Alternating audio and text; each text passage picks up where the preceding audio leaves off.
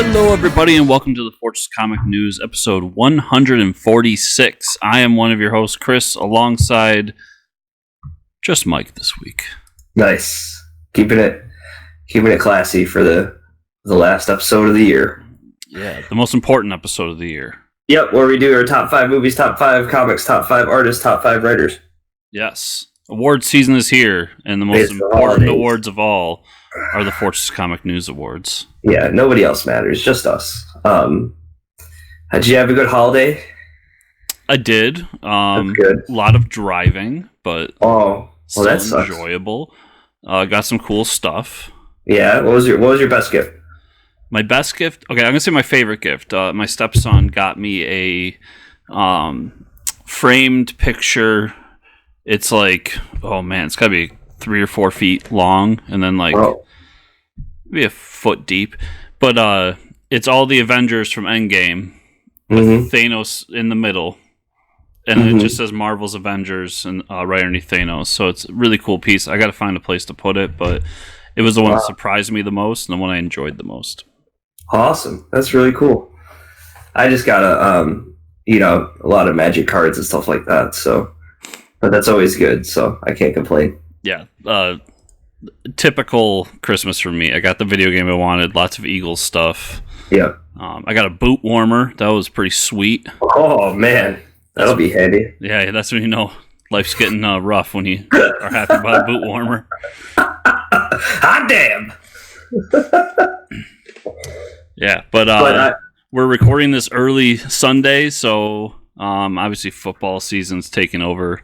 Just wait and see what that Eagles game brings me, and fantasy football championship on the line right now. The final gift. Against our comic shop owner. Yeah, that's good for you. You might become supreme after. Well, I don't know what you call it, like fantasy football supreme instead of sorcerer supreme. I don't know. Yeah, I'm gonna end up spending the entire winnings on just me gloating that I'm a champion. Just giant shirt that says champion. Yeah, I found a place where you can get fantasy football like Super Bowl rings. Oh no! I'm really considering it. That's amazing. Oh man, that's so good. I had a crazy holiday watch list that my sister sat down with me, and because we had like the week off, we just pretty much sat on the couch and watched everything. Obviously, the holidays got to start with Die Hard. Yes. And then the Christmas Vacation, National Lampoon's Christmas Vacation. And then finished the Mr. Robot finale, and then watched Mandalorian, and watched all of The Witcher. Damn. And Zombieland 2, and The Lighthouse. Yeah, it was a crazy... put in a lot of work, Even though it was vacation, still doing a lot of work. And read some comics too, so we'll talk about that a little bit later. So I guess we'll just jump into our awards. Yeah, where do you want to start? I guess we'll start with I don't know. You want to do movies last? Let's do movies and comics last. Let's start with writers. Ooh, okay. Like top 5 writers. All right. Starting at number 5. Number 5. So we go worst to best, right? Yes. Not to say that the person, you know what I mean, like what we like. Not to say this person sucks. They're number 5. Number 5 is the worst. I mean, listen. I just feel bad because my number 5 is Cullen Bunn, and I didn't mean that in any way, shape.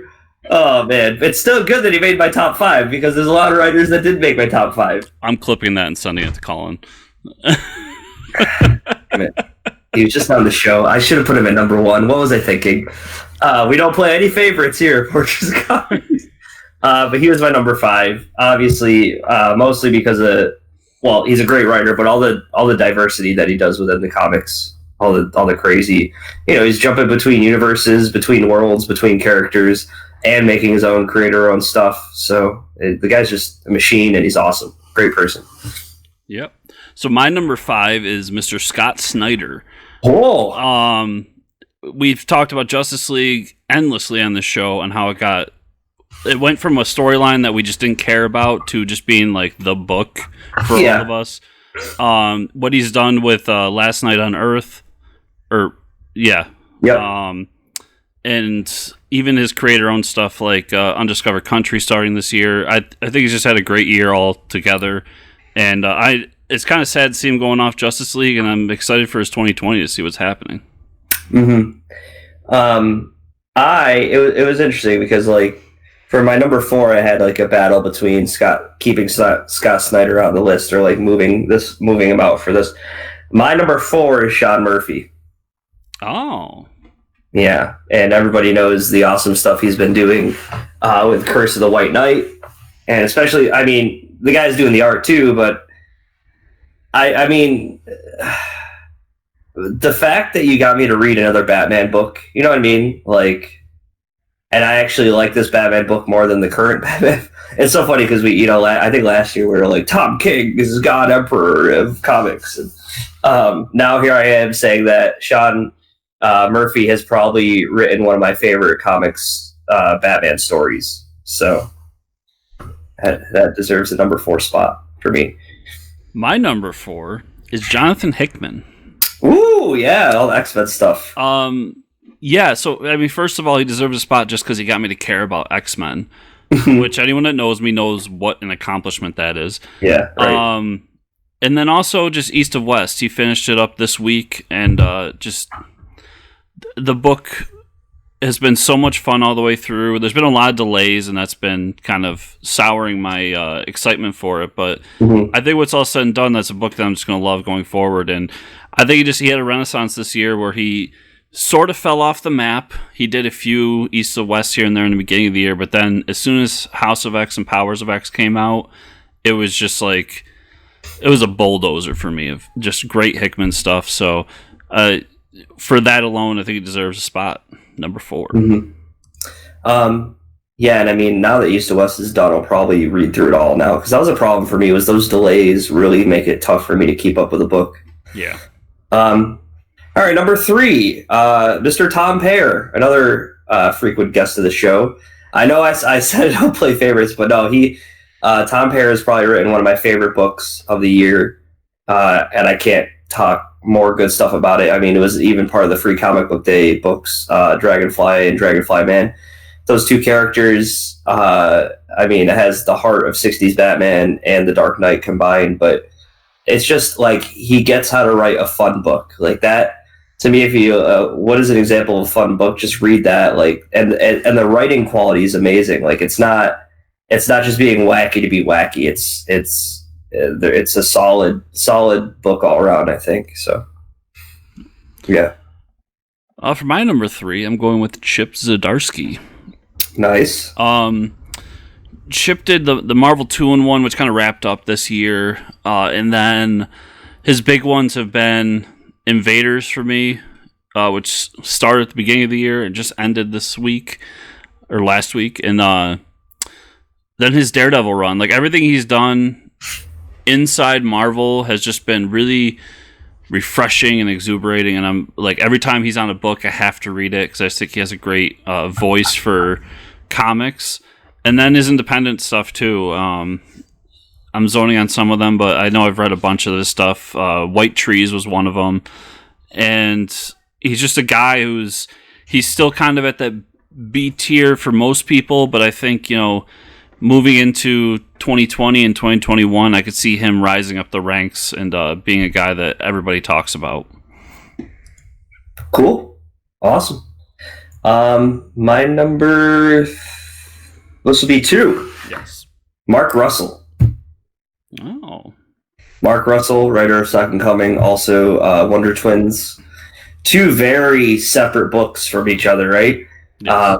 And we always talk about he's really good at handling modern day hot topics, but doesn't really pick a side and doesn't really force it down your throat. So, yeah, great guy.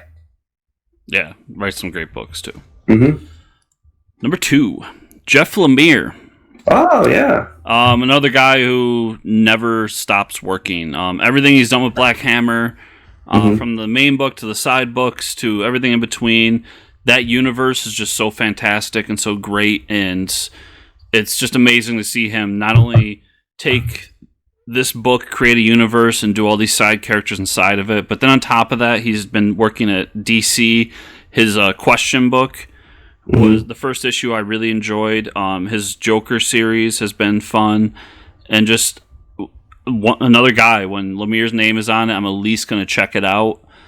So I think he's just a perennial on this list. I'm pretty sure last year he was up there as well. He's just a great writer and somebody who's creating great stories. Yeah, for sure. And lots of them. Lots of them. My number one is Sam Humphries for Dial H. This is a book that when they originally released it with New 52, nobody gave a shit. Probably sold about 100 copies, but Sam Humphries took a book and just ran wild with it, and every issue has been an awesome treat. And the writing is just phenomenal. Like he gets it. He gets the reader. He gets the whole where the story needs to go. Even though it doesn't make a whole lot of sense, it kind of like breaks the boundary of what a comic book should be. But it's a great book. And for my number one is the beautiful Donny Cates. Of course it is. Donny Cates, I mean, he took over for Jeff Lemire on Thanos, created an amazing Thanos run, which sparked into his past year plus at Marvel. And then this year, we got The Silver Surfer Black, which was a really fun book. We got Venom and Absolute Carnage, which have been some of my favorite comics that I'm buying currently, which is another one of those things where Venom's a character I don't care about. He got me to care about it. His Guardians run was fantastic. Just everything he's done. Everything his hands are on, from Marvel to his Image comic, Redneck, and so on and so forth. He's just a guy that I picked up a random book on because I thought it was a cool idea, and it just turned out that he was one of the better writers out there and waiting for his chance. And this year has proved that he's worth every penny. Nice. All right, head over to artists. Top 5 artists. Artiste, you can go first for this one. And I wanted to say really quick, we did not plan this ahead of time. So us having completely 10 different writers, that was not planned. No, and I'm actually shocked by that. That's really cool. That hasn't happened before. So it's almost like we have our own taste, Chris. Almost. Anyways, continue. So artist, my number 5 was Gary Frank. Doomsday Clock being a book that disappointed in terms of story, but you can't blame that on Gary Frank. His art was amazing in that. The amount of work and time that went into him doing a 9-panel grid comic had to have been outrageous. And I just think that those books, even if the story doesn't hold up in 5-10 years, we will still look at that art and be like, this is Gary Frank doing some of the best work that Gary Frank's done, which is saying a lot because Gary Frank's an amazing artist. Yeah. I mean, that last issue alone, just for the art of all the splash pages of all the heroes and stuff. Yeah. That's worth the price of admission. My number 5 is Peter Krause, who actually he's doing Dragonfly and Dragonfly Man, but he's done Adventures of Superman. He's done the Irredeemable stuff. He's done a bunch of DC stuff, a lot of Daredevil stuff. But for me, it was the current book I'm reading with him is the Dragonfly Man, Dragonfly, where he can draw the Dark Knight, and he could also draw the 60s Batman, the parodies of them. But to handle 2 different worlds and the way he does it, it's really good. And he knows he can draw a superhero. He can. And his past work shows that too. He has a really good track record for that. So, all right, number 4, and I apologize ahead of time if I butcher his name because I still can't get it right, but I believe it's Stefan Sejic. Sejic did an Aquaman run earlier in the year that was just blew me away from everything going on. He then went over to Justice League Odyssey. Once again, blew me away. The dude has an amazing style that every time I read him, I was like, okay, if he can do something otherworldly, he's the perfect guy for it. And those 2 books proved it, because we got Underwater Otherworldly, we got Outer Space Otherworldly, and then he comes out with Heartline, which is just Harley Quinn being Harley Quinn. And I picked it up based on his name alone, and come to find out that even in a real quote-unquote world situation, he can still draw the fuck out of it, and he did. So he's a guy that there's not few artists out there that when I see their name, I pick the book up. Mm-hmm. And that's not to say anything about artists. It's just that normally it's the writer that pulls me in, the story that pulls me in. But this is a guy whose art alone is enough to pull me into a book. So he deserved a spot. Cool. My number 4 is Joseph A. Speaking of last names, Quinones Jr., the artist for Dial H. And if anybody's been keeping up with me talking about Dial H, you almost get a new hero or a new handful of heroes every issue with an origin story, and each origin story is centered in a different universe where the art style completely changes. So as far as books go, I mean, he's changed his style so much throughout one issue. I mean, it's I think it was the first issue has like almost like a Dragon Balls type character where there's like manga art as well as comic book art, and he's just really talented. So and versatile as it sounds. Mm-hmm. My number 3 is David Marquez. Batman Superman being a fantastic book, but when he made the jump to DC, I've always liked him at Marvel. I thought he was a good artist, but when he made the jump to DC, I don't know if it's inking or coloring or what it is, but that book is the best stuff he's done. And just how he portrays Batman and Superman and those classic looks, on top of having to do a story where the Joker who laughs brings a dark edge to it, along with his new Sinister Six. Mm-hmm. It's amazing that he's what he's doing with that book, and I absolutely love what he's doing right now. Cool. My number 3 is Eddie Barrows for Freedom Fighters. And if anybody's been reading Freedom Fighters this year, the book, I mean, the art is amazing. Just the way he draws the Razzies, the plastic men, is terrifying. He draws everything. All the epic moments are super epic, partly just because of his art of, like, you know, the giant Uncle Sam, the giant like tanks and the big battles. I mean, he handles it all so well, and he's really good at drawing characters as well. So yeah, I mean, I wasn't really a follower of his before this book, but now, I mean, he's under my radar now. It's really good stuff. So for number 2, I have Lionel Francis Yu. I'm gonna call him Lionel. Lionel started this year doing a lot of Captain America, and anyone who listens to the show knows my feelings on that book right now. But the one bright spot to that book was the art. He was the guy who I would, if I could pick anyone, I want him to draw Cap. And then he made the jump over to X-Men, and that book is not only read fantastically but looks fantastic. So he's one of those guys, a perennial guy in Marvel, and just somebody whose art always pops when you see it. Cool. My number 2 was Gary Frank.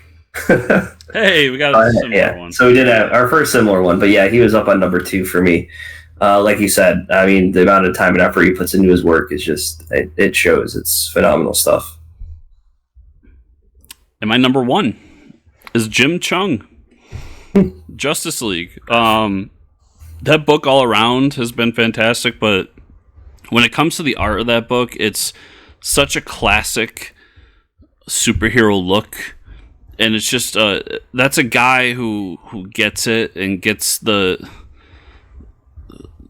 putting his art to tell the story and to just make everything look the way it should with all these characters combined. I just think that he's been doing a fantastic job with that. Mm-hmm. There's been great fight scenes, amazing solo sequences with 2 characters showing emotion. He's just a top tier guy in this industry, and I love that book. Yeah, my number 1 is Liam Sharp for the Grant Morrison Green Lantern book.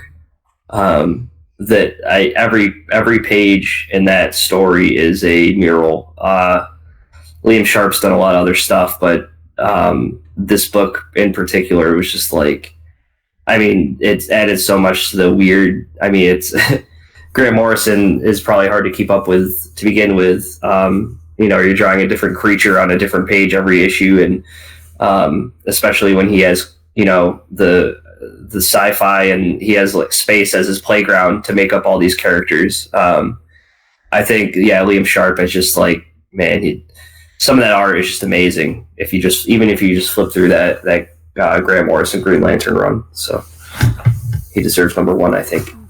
Awesome. So far, one similarity out of two categories. Yeah, it's pretty good so far. Very interesting. It's been a great year. Yeah, good year for comics. Now let's do the big one. Favorite comics of the year, number 5. Yeah, number 5. Mine would be Dragonfly and Dragonfly Man. Not a whole lot of issues this year, maybe a total of 5, but they're recontinuing the series. From Ahoy Comics, written by Tom Parer, and this book is just it's a fantasy of mine. It's what if the Dark Knight swaps universes with Batman 66 and wackiness ensues. But no, it's the serious parts are very serious, and the lightheartedness is very lighthearted, but there's something interesting when you put those two different characters in two different universes. So I'll read anything that comes out about that universe. So quick, I don't feel like I cheated, but on 2 of these, there's 2 books, but it's because they are a run that goes into an event. Okay. That is part of the run. So number 5 is Thor / War of the Realms. And I put those together because Thor's been leading up to War of the Realms, and then the events of the War of the Realms affected Thor. So, everything about the series, Jason Aaron just wrapped up his Thor this year. We're going to enter a new age next week for Thor. And I said it, I think the past couple of years we've done this, where Thor's on my list because it's just one of these runs that is going to be seen for a long time as one of the better runs of this era. And Jason Aaron was a guy who, his name's on the book, I try it out. He's an amazing writer, an amazing creator. And once again, Thor, a character I normally don't care about. Prior to this book, I've been on it for 8 years now with Jason Aaron. Mm-hmm. And just the way he wrapped up his story and everything he did this year, I commend him for kind of sticking the landing. And I'm kind of sad to see it go, but I'm excited to see what Donny Cates has for Thor. But that's why Thor is my number 5. My number 4 would be Freedom Fighters, Robert Venditti, Eddie Burrows. We've talked so much good stuff about that book all year. It's a universe that the Nazis, aka the Razzies, have won. There's a Justice League that consists of Uncle Sam. I'm a huge fan of Elseworld stuff, multiverse stuff, but this book is it's a tale of a rebellion. And the characters, they all have their own individuality, and I think Venditti's done a great job with this 12-issue series, and who knows, maybe we'll give him another Elseworld story after this, but he does a solid story, and there hasn't really, as far as the issues go, there's some highs and lows in issues, not for this story at all.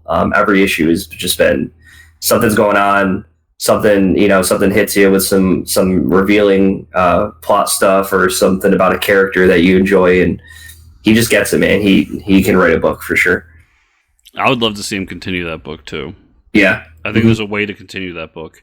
Yep. Number 4, Justice League.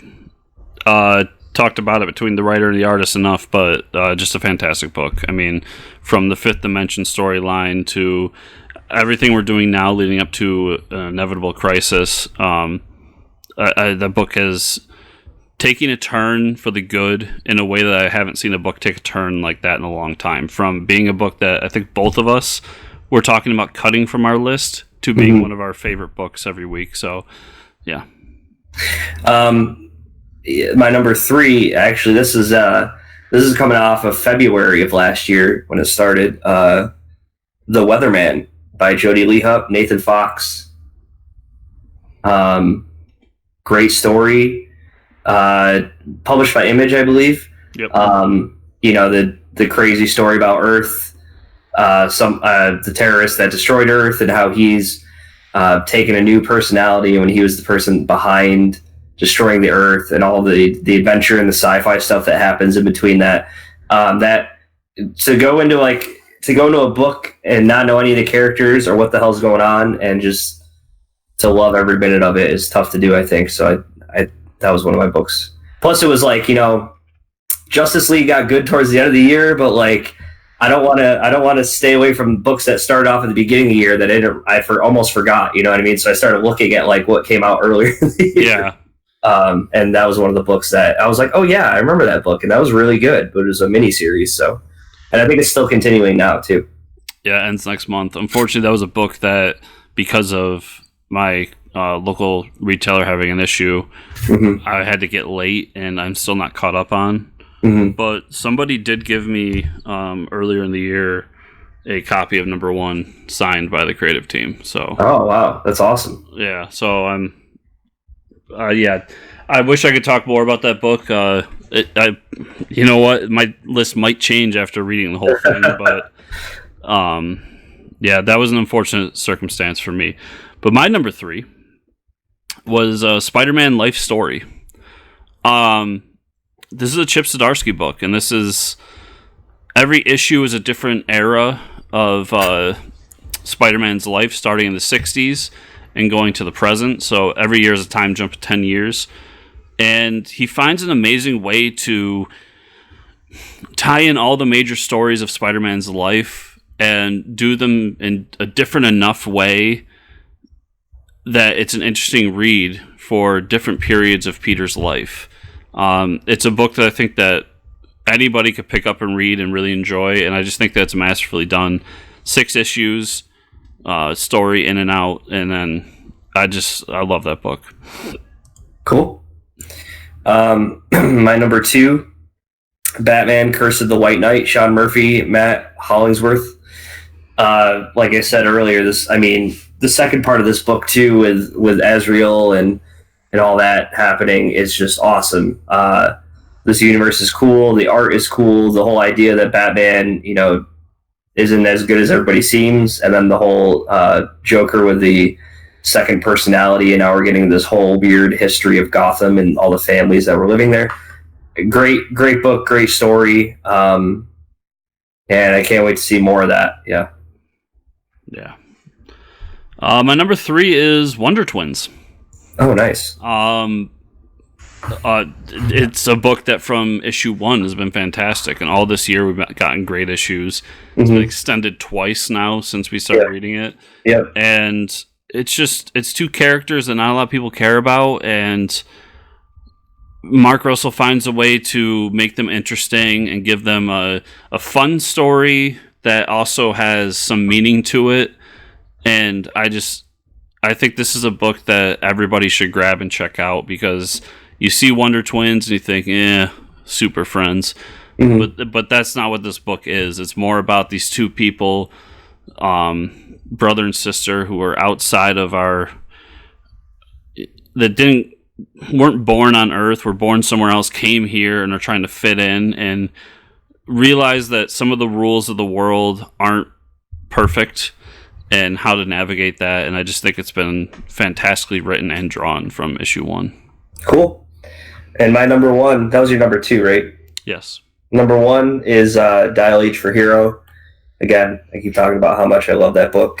And I didn't think I was going to enjoy it as much as I did, but just the whole multiverse stuff going on, the Heroverse, creating the Heroverse, and all these characters, all these wacky superheroes that people get to turn into. I've been really enjoying that book.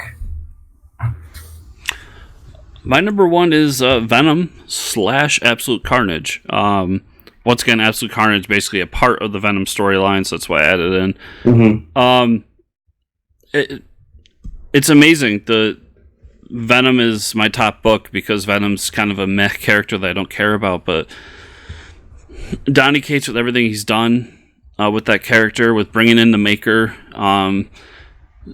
doing a lot of stuff that involves the Ultimate Universe, and then the big battle with Carnage and how that has ended up into this week's issue where there's an inner battle because in order to save his son and the world, he has to take in Carnage, and now Carnage is kind of messing with his head. So I just think that this is most definitely the book that Donny Cates has always wanted to do, and it's really showing with everything going on with it. And it's without a doubt the best book that Marvel's putting out right now. So. Cool. All right, now we're going to jump over to movies. Yeah. What is your number 5? My number 5 is a documentary called Fire. This was a Netflix documentary about the Fire Festival. Mm-hmm. This came out earlier in the year. Yeah. It's just a very interesting story, and everything that happens, like, you think it's made up, and then you really look at it and it's not. And then the fact that you get so many sides of this, and there's another documentary from Hulu about the same thing. Mm-hmm. And the fact that this movie got me so interested that I then went and watched another documentary on this shows a lot. It's well done, it's interesting, and I definitely suggest people check it out because it's out of this world that it's a real story. Yeah, I remember hearing about that. Mine's John Wick 3 because I have a type of movie that I like, and damn it made my list. So, I mean, not a whole lot of difference from John Wick 1 or 2, but man, I love seeing me some Keanu Reeves kick ass. So, that's on my number 5. My number 4 is Spider-Man: Far From Home. Nice. We talked about it a lot when it came out, but this is the perfect Spider-Man movie for me. I thought they took a character like Mysterio, who I loved, but thought could never work in a movie, mm-hmm. and made him work in a movie, and changed him enough where he wasn't exactly the character I know, but made it so his powers made sense within the realm of the character I know, if that makes any sense. Just from top to bottom, this is a fantastic movie, and it proves that Tom Holland and Spider-Man's home at Marvel is just where it needs to be, and I have a hard time thinking they're ever going to top this movie. Mm-hmm. Cool. My number 4 is I guess the full title is like Fast and the Furious presents Hobbs and Shaw. I just call it Hobbs and Shaw. Again, another action movie that I could sit there and eat my popcorn and drink my soda and be fat, dumb, and happy. But I mean, it's another extension of these characters from the Fast and the Furious. Idris Elba is an awesome villain, and then you get Van Wilder shows up, and all these other characters that are cameos and stuff like that. It's just a fun movie. It's over the top. It's ridiculous, and that's what cinema should be sometimes to me. I mean, if you have the ability to do all these crazy things in the movie, why not? Why not make motorcycles flatten against the ground so you could drive under trucks? Makes sense to me. I'm not going to question it. It's just a fun movie. So, my number 3 is another documentary. Too Funny to Fail. Watch that. I watched that. This is a documentary about the Dana Carvey show and kind of its birth and what happened with it, and the fact that this was a sketch comedy TV show with some of the best comedic people of the time, mm-hmm. and it failed. Right. Yeah. But there's just so many great stories in it. I mean, you've got Steve Carell, you've got Dana Carvey, Stephen Colbert's in it, mm-hmm. And others as well. But it's just everything that happens with this show, and some of the funny moments that, once again, you're just like, how did this happen? Like, right. There's that moment in it where they decide that they're going to make all the episodes sponsored by something. So there's one that's like sponsored by Diet Mug Root Beer. Mm-hmm. And they have this really sincere commercial from Home Improvement where the kid thinks he has cancer and everybody's crying. And then at the end of the commercial, it goes, and then after Home Improvement, Diet Mug Root Beers presents the Dana Carvey Show. It's like moments like that just were fantastic. And if you're just a fan of comedy at all, it's one of those documentaries that's a must see. I absolutely loved it. Yeah, it's really good. And I don't watch documentaries at all, but you got me to watch it. My number 3 is Once Upon a Time in Hollywood. Quentin Tarantino. Interesting. A little more appreciative of the whole cinema as opposed to just explosions and killings. And I didn't know what this movie. I didn't know anything about this movie going into it. I had no idea about the Charles Manson stuff like that. I thought it was really good. I mean, the performances alone from Brad Pitt and Leonardo DiCaprio are really good. Obviously, the cinematography is very good, but it's just a crazy story about a hippie cult. And obviously, like, the Quentin Tarantino of it, there's a Quentin Tarantino scene at the end, but I thought it was a cool movie. And yeah, I don't know. I liked it. So before I go on to number 2, I want to say I watched a few movies this week in preparation of this because there were some that I felt like I needed to watch in order to make this list properly. Once Upon a Time in Hollywood was one of those movies. You didn't enjoy it? And I did not enjoy it. It's I wanted to. I think it's my expectations though. Okay. Like when he said this was a movie about the Manson family, I wanted a movie about the Manson family. Right. Yeah, I didn't know that. It's definitely not a movie about the Manson family. No. For sure. Yeah. It's about an actor inside of Hollywood, and there's a twist at the end where, if I'm remembering this correctly, the woman who lives next door to our lead character in real life dies because of Charlie Manson. Right. Yeah. And the twist is that he saves her. So yeah. It's like an alternate universe thing, but Mm-hmm.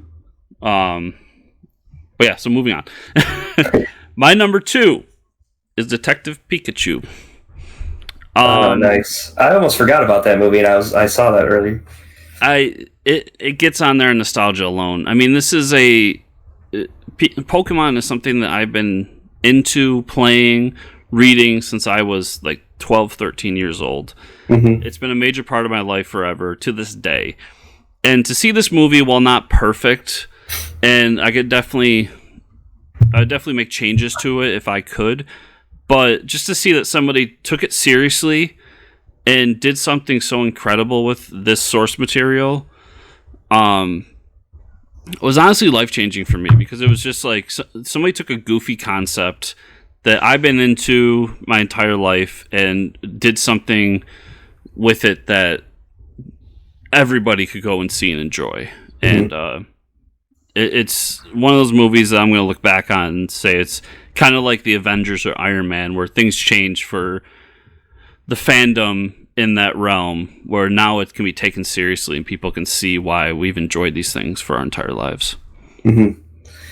My number 4, Avengers Endgame. Your number 2? Oh, I'm sorry. Yeah, number 2. I was counting the wrong way. My number 2 is Avengers Endgame, just because of how epic that movie is. I mean, you're wrapping up 20-something other movies over the course of, 10 plus years. So, I mean, we've talked about it, but it was just an epic movie and a lot of awesome characters. So, the end of an era. And for my number 1, Avengers Endgame. Yeah, it wraps up everything. There's amazing moments throughout it. They give us Fat Thor. They give us Cap with the hammer. Yeah. Just everything in there. It's so perfectly done in every way that not only wraps up everything we've been watching for the past decade, but then explodes into something new and lets us explore new corners with new characters. Once again, it's like these past 2 Avengers movies they've been a comic book event story. Mm-hmm. And people get to see it on the big screen and see, this is why people are so into this stuff, because there's so much that can be done. There's so many great moments, and these characters are interesting. And so this as a whole is just, I said it before on one of the other things we talked about, but it's going to be really tough to top this movie for any comic book movie. Right. And then my number 1 is Shazam. I think as far as comic book movies go, it has the most heart. It was such a fun movie. DC needed a win. This is all. I mean, this is after Aquaman. Aquaman made a buttload of money, so I would say that was a win for DC. But I think the Zachary Levi was the perfect choice. Even all the we gripe about child actors, but I think all the child actors in that movie did a great job. Fun little glimpses into the DC universe as a whole. Little and as far as like world building goes, and seeing people in different costumes and stuff like that. I mean, this movie is gonna do great when the next time it comes around. It's almost like a cult classic now because it didn't make a whole lot coming out of the theater, but now it's a lot more popular than when it first came out, I think. So this was my number 6. I really enjoyed this movie. But do you know why it goes out of the top 5 for me? Why? Because it's an origin movie. Oh, God. Here we go. Yep. All right. Makes sense. Makes sense. I can't argue with that. No, I mean, it does have like some tropes of an origin movie, which bothered me. But as a whole, it's a really great movie. It's a character that needed an origin movie. Right. And yeah, I think when Shazam 2 hits, we're going to see the true strength of what that character is in a cinematic movie. Yeah, I think so as well. All right, so let's... So congratulations to all the winners. Yeah. You received nothing from us except for love and acclaim. Yeah, we appreciate what you do. That's an award in itself. Major award. So normally that would be it for this week, but we talked about last week. There were so many books last week that we couldn't finish them all. And then I also have books this week as well. So we're going to get into what we read this week. All right, and I'm going to jump in with I read a whole trade over the weekend of... I guess I just found this out over the weekend, but there's it's published by IDW, does a lot of Magic the Gathering stories.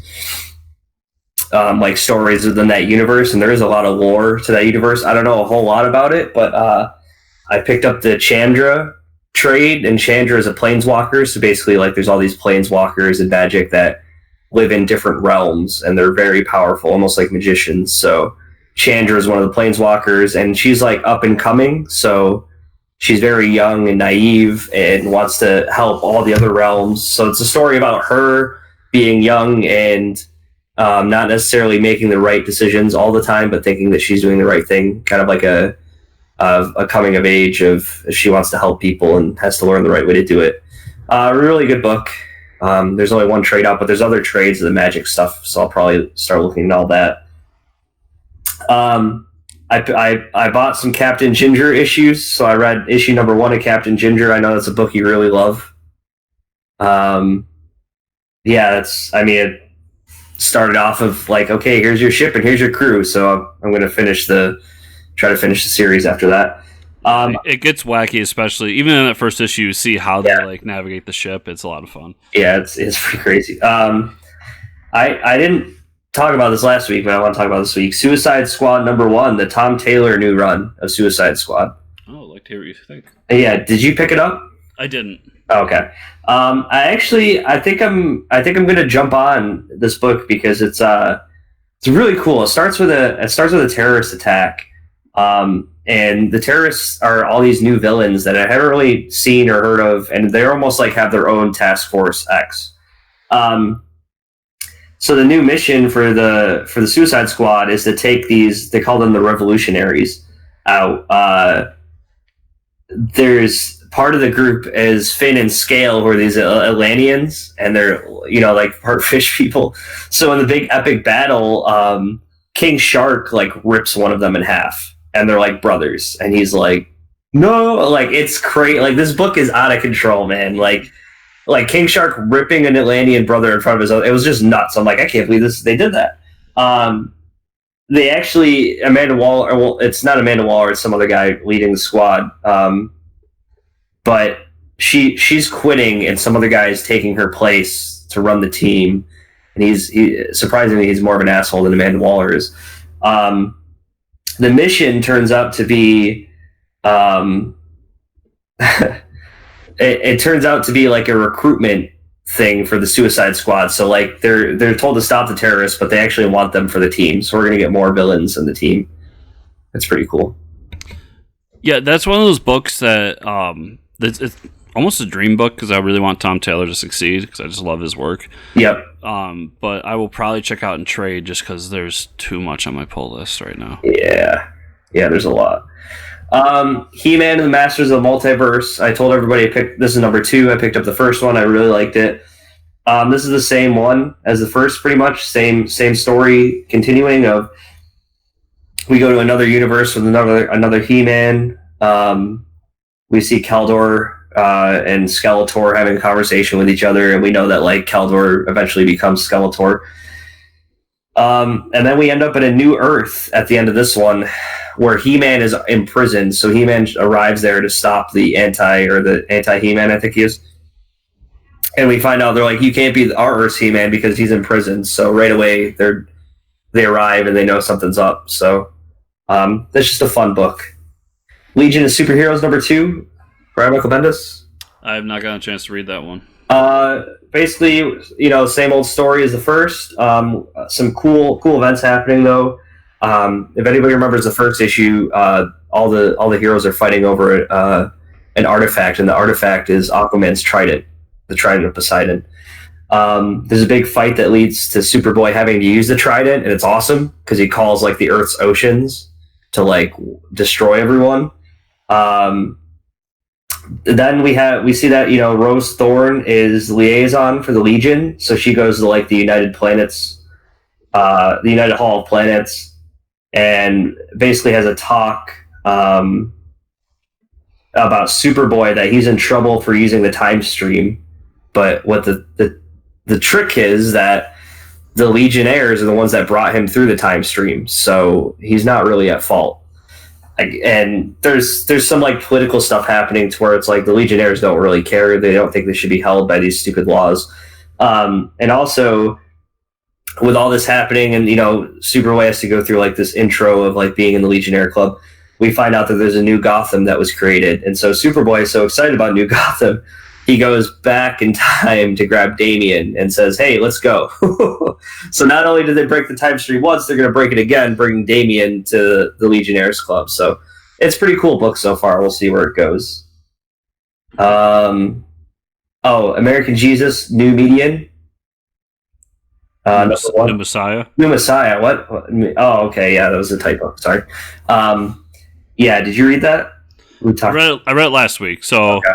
Actually, I'll jump in for a second. We talked about this last week, but some of the facts weren't straight. There is an American Jesus that was written by Mark Millar. Yep. Back in the day, and actually, I'll jump in now because I read it this week. Oh, okay, cool. And I really enjoyed it. It's the story of a kid who thinks he's the son of God, and big twist at the end, he actually ends up being the son of Satan. Yeah. And then so this New Messiah is kind of a prequel to this, but I have a feeling that events are going to meet up at some point. Right. So, yeah, go ahead with it from there. Yeah, so this is just the prequel to that story of the Antichrist being born, and people are going to try to stop that from happening, so the girl has to move away, the girl who's pregnant with the Antichrist. So that's kind of where we start, is like, hey, people are going to be coming after you, and you need to be helped out, so we're going to move you somewhere. And that's kind of where we start off.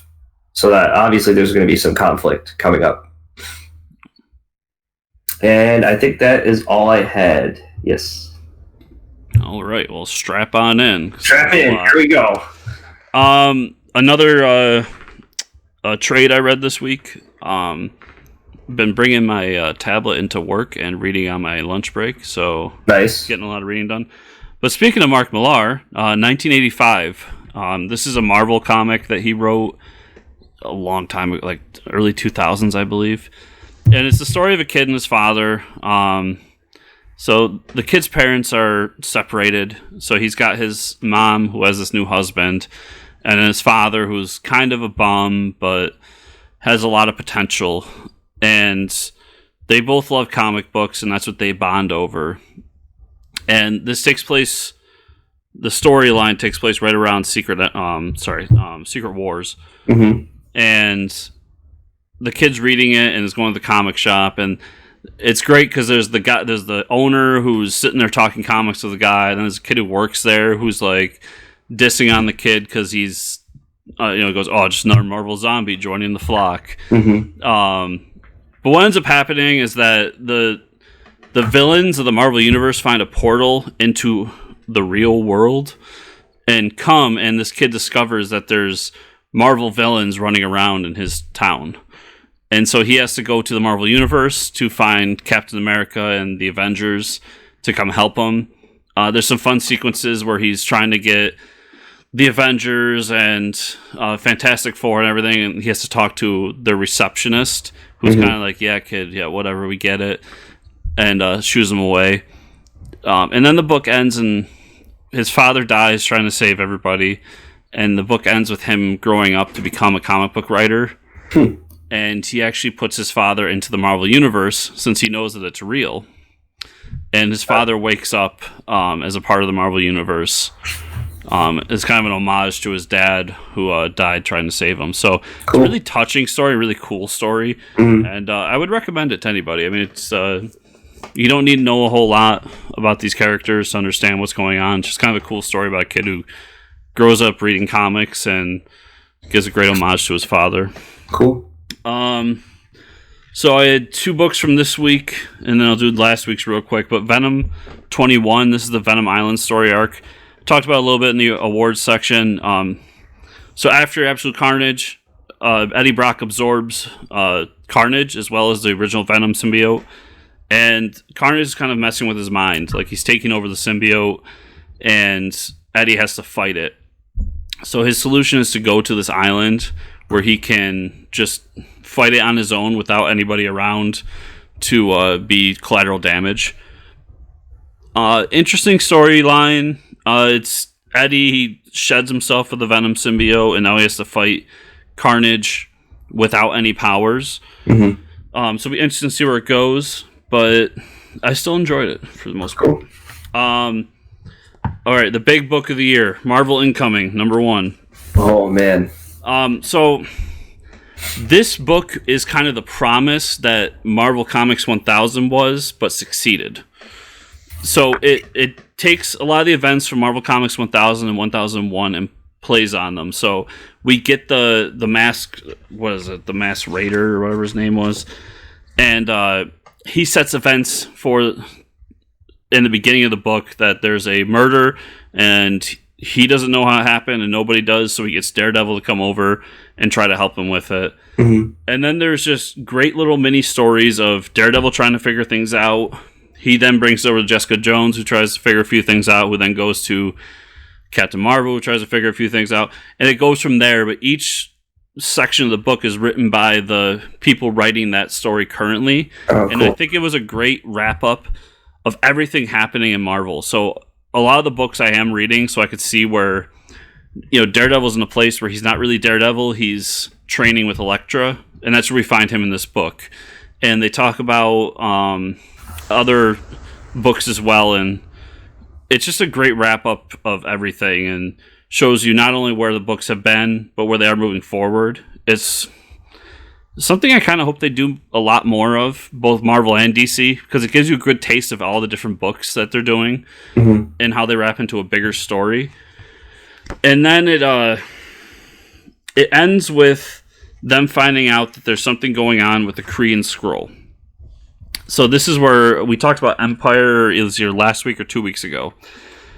This is what the big Empire story arc is going to be. So we find out that the two races have decided to come together and form one alliance under the Hulkling, which is a character from New Warriors who is half Skree and half Kree, or half Skrull and half Kree. And he has some sword that deems him the leader of them, blah, blah, blah. So it was very well done, very well put together. Everything I wanted Marvel Comics 1000 to be.